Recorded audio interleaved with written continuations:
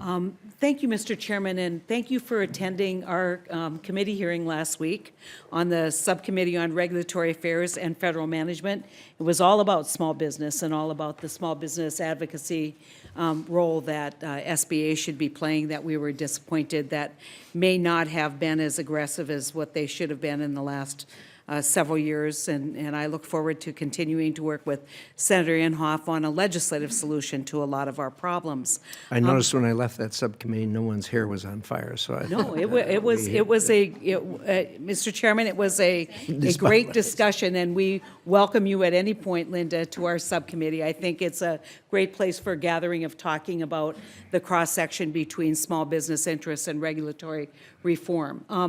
I wish just for a minute that you'd been able to turn around when you were speaking about the challenges you had and had seen the pride and affection in your daughter's face. It was quite lovely. It's clear you have a great relationship, and as my mother's heart just got a little warmed by that affection. And I think it's what so many small businesses are about. They're about families, and they're about working together and learning how to overcome struggles. But I want to talk about two groups of entrepreneurs that I think are looking for a different level of engagement and involvement. We've talked a lot about programs, and the first is young entrepreneurs, and the second are Native entrepreneurs. And thank you so much for coming to my office. We had a great discussion.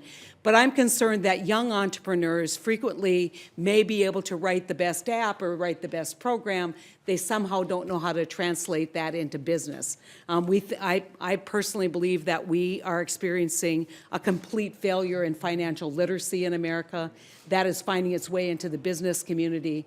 And I'm interested in your thoughts, and I'm going to just throw in the Native piece, and then you can have the rest of my time.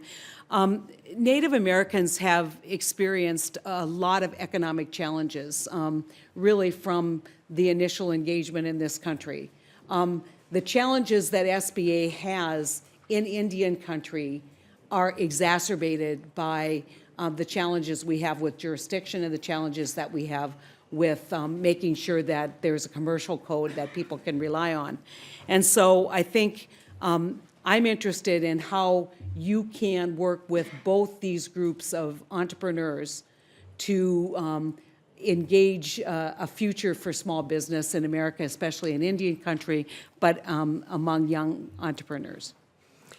Obviously, I have more experience with young entrepreneurs than I do in Indian country, and I would look forward to working with you and understanding more of the situations that are in your state relative to how small business administration can be beneficial to our Indian small business developers. So, and I look forward to that, so thank you. Young entrepreneurs, I've found, are great with ideas. Some of them have a great business savvy. Some of them have no clue what to do. They're in their garage, or they're in their dorm room, or wherever it is they are. They've developed this unbelievable app. They've got all kinds of stuff and all. Suddenly, boy, if somebody's going to buy me and I'm going to be a millionaire. But it doesn't always work that way. And I think there's a discipline that needs to be shown more to our young entrepreneurs. I sit on the board of trustees of Sacred Heart University in Connecticut. And one of the things we do is incubate small business development there. And as we strive to sort of walk these young entrepreneurs through the steps of business, but they're actually creating businesses. They've developed T-shirts and hats with logos, understanding intellectual property, and all of that and how that is managed. So that whole educational process is like, wow, this is how it works. But they are making success of it, and they're running successful businesses.